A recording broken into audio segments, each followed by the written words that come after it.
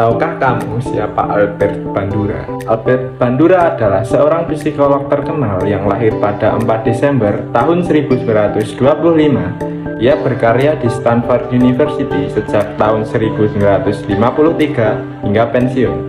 Bandura terkenal dengan eksperimennya, yaitu eksperimen Bobodol. Dari eksperimen tersebut, Bandura membentuk social learning theory, atau bisa disebut teori pembelajaran sosial. Menurut Bandura, pembelajaran bisa diperoleh dari mencontoh atau modeling suatu tindakan di lingkungan. Selanjutnya ada teori belajar Albert Bandura. Teori pembelajaran sosial merupakan perluasan dari teori belajar perilaku behavioristik, berfokus pada kesan isyarat-isyarat pada perilaku dan proses mental internal menggunakan reinforcement eksternal dan kognitif internal untuk memahami belajar dari orang lain. Nah, contoh dari teori Albert Bandura adalah percobaan boneka Bobo yang menunjukkan bahwa anak-anak dapat belajar dan meniru perilaku yang mereka amati. Teori Bandura atau teori pembelajaran sosial memiliki beberapa prinsip. Di antaranya, yang pertama itu ada determinisme resiprokal, yaitu konsep keterkaitan secara bolak-balik antara lingkungan dan perilaku. Yang kedua, tanpa penguatan, yaitu penguatan bukan satu-satunya pembentuk tingkah laku seseorang, adalah kognisi dan regulasi diri, yaitu manusia bisa mengatur lingkungan, membentuk dukungan kognitif, dan bertanggung jawab atas perilakunya sendiri. Metodologi teori pembelajaran Albert Bandura yang pertama yaitu observational learning, di mana proses individu belajar dengan cara mengamati dan meniru perilaku orang lain, bahkan tanpa harus mengalami konsekuensi langsung dari perilaku tersebut.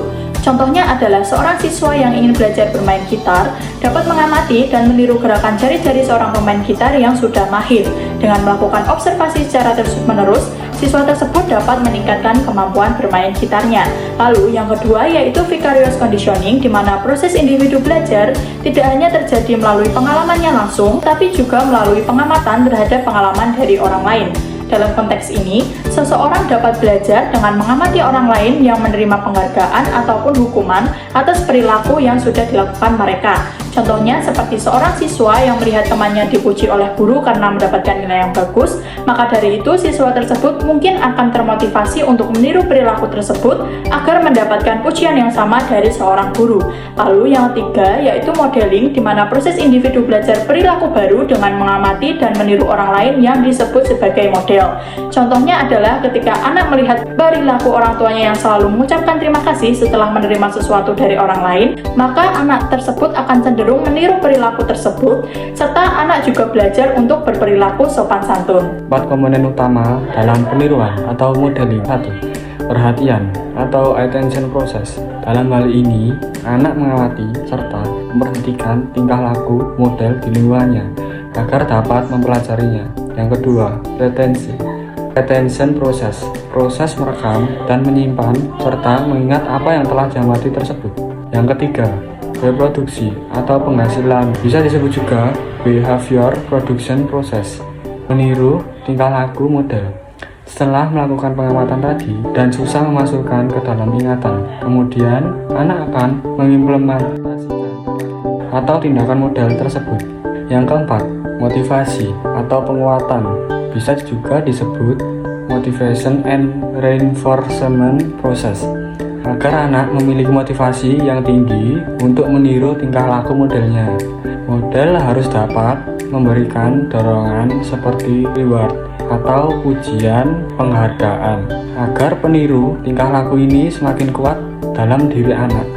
Ciri-ciri teori peniruan yaitu, yang pertama, ada memiliki unsur pembelajaran utama yakni pemerhatian dan peniruan. Kedua, untuk mempelajari tingkah laku model dapat melalui bahasa, teladan, ataupun nilai.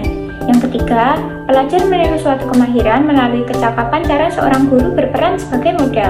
Yang keempat, pelajar akan memperoleh kemahiran jika mereka puas dan diberi penguatan yang positif. Yang kelima, ciri-ciri yang terakhir yaitu pembelajaran meliputi pemerhatian, peringatan, dan tingkah laku. Biasanya, tingkah laku tersebut diakhiri dengan penguatan yang positif. Eksperimen dari teori Albert Bandura yang terkenal adalah eksperimen Bobodol. Ada 72 anak dibagi menjadi 3 kelompok. Kelompok pertama terdapat di sebuah ruangan, ada anak-anak dan juga orang dewasa. Orang dewasa tersebut melakukan tindakan agresif kepada boneka Bobodol tersebut. kedua, terdapat di sebuah ruangan, akan tetapi orang dewasa tidak melakukan hal apapun.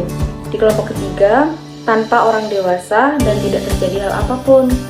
Nah, demonstrasi langsungnya yaitu di kelompok pertama, anak-anak akan meniru tindakan perilaku agresif tersebut kepada orang lain. Nah, di kelompok kedua, tidak peduli terhadap sekitarnya. Di kelompok ketiga, tidak terjadi hal apapun. Simpulannya yaitu anak-anak tuh akan meniru tindakan agresif tersebut ketika anak-anak melihatnya secara langsung. Contoh di kehidupan sehari-hari yaitu yang pertama biasanya seperti orang tua sedang membersihkan rumah, justru anak melihatnya secara langsung dan anak-anak akan meniru tindakan tersebut. Selanjutnya kita masuk ke dalam jenis-jenis peniruan. Nah, jenis peniruan yang pertama ialah peniruan langsung. Pembelajaran langsung dikembangkan berdasarkan teori pembelajaran sosial Albert Bandura.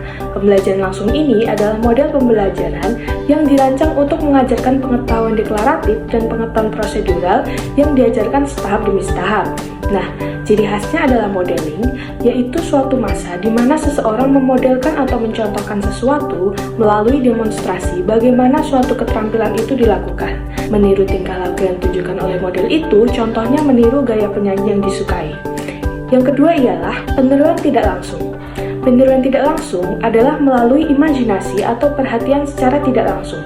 Contohnya, menirukan watak yang dibaca di dalam buku dan memperhatikan seorang guru mengajarkan rekannya. Kemudian yang ketiga, ialah peniruan gabungan. Peniruan jenis ini adalah dengan cara menggabungkan tingkah laku yang berlainan, yaitu peniruan langsung dan tidak langsung. Contohnya, pelajar meniru gaya gurunya melukis dan cara mewarnai dari buku yang dibacanya. Yang keempat, ialah peniruan sekat laluan.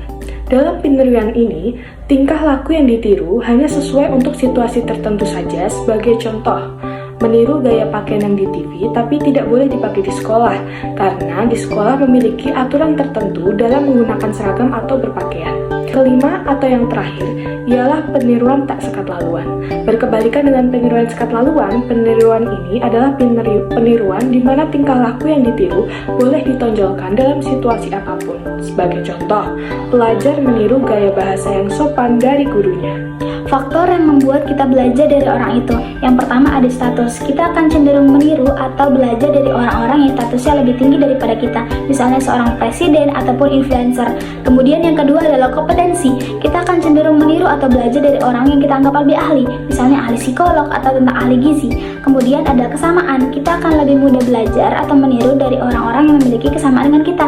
Misalnya orang itu menyukai seni. Kita juga akan belajar dari orang-orang yang menyukai seni. Kemudian tindakan yang beralasan. Kita tidak akan meniru perilaku yang tidak masuk akal. Kemudian ada konsekuensi.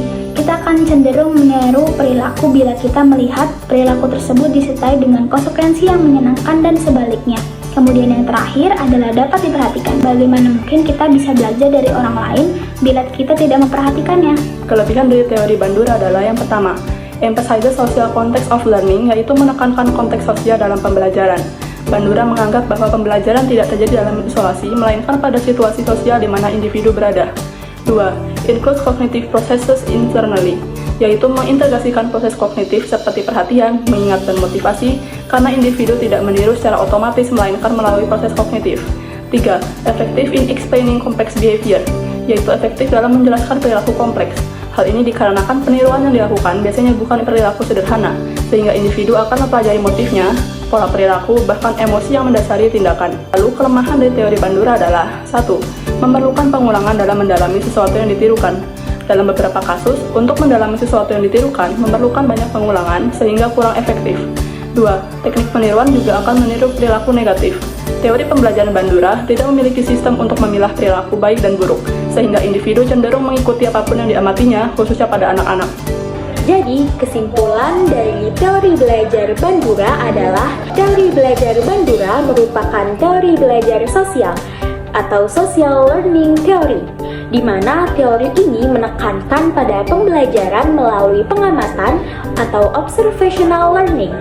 Menurut Bandura, seseorang belajar dari apa yang ia lihat, ia dengar, dan ia alami di lingkungannya, baik melalui pengalaman langsung maupun meniru model dengan memerlukan suatu penguatan atau reinforcement. Albert Bandura mengimplementasikan teorinya melalui eksperimen yang terkenal, yakni eksperimen Bobodol.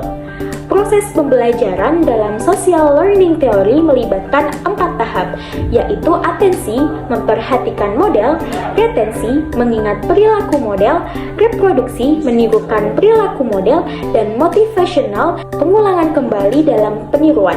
Selain itu, teori ini juga menjelaskan bahwa perilaku manusia dipengaruhi oleh lingkungannya. Apakah teori belajar Bandura dapat diterapkan pada pembelajaran bagi disabilitas? Tentunya, teori ini dapat diterapkan pada proses pembelajaran bagi disabilitas. Teori belajar Bandura dikenal sebagai social learning theory, yang sangat relevan jika diterapkan pada proses pembelajaran bagi disabilitas, di mana proses pembelajaran dilakukan melalui pengamatan dan permodelan yang dapat disesuaikan dengan berbagai kebutuhan siswa. Contoh konkretnya yakni yang pertama ada observational learning. Anak-anak disabilitas sering belajar dengan mencontoh perilaku atau keterampilan dari guru dan teman sebayanya. Contoh ini sangat penting untuk membangun keterampilan sosial, komunikasi, dan akademik mereka. Yang kedua ada modeling. Guru dapat menjadi model positif dengan menunjukkan perilaku yang diinginkan. Modeling berlaku jika memenuhi 4 unsur, yakni attention mengamati, retention proses mengingat, production melakukan perilaku, dan motivation penguat. Nah, menurut Albert Bandura sendiri dalam social learning theory, guru dapat menjadi model yang efektif bagi siswa melalui proses pembelajaran observasional. Hal ini melibatkan 4 tahap utama yaitu atensi, retensi, reproduksi motorik, dan juga motivasi. Atensi yaitu guru harus menarik perhatian siswa melalui perilaku yang relevan, konsisten, dan juga menarik. Untuk retensi, guru perlu memastikan bahwa siswa dapat mengingat perilaku atau informasi yang ditunjukkan. Reproduksi motorik, siswa harus memiliki kemampuan untuk mereproduksi perilaku tersebut setelah mengamatinya secara langsung. Motivasi, siswa akan cenderung menilai perilaku guru jika mereka merasa ada manfaat atau ganjaran yang jelas.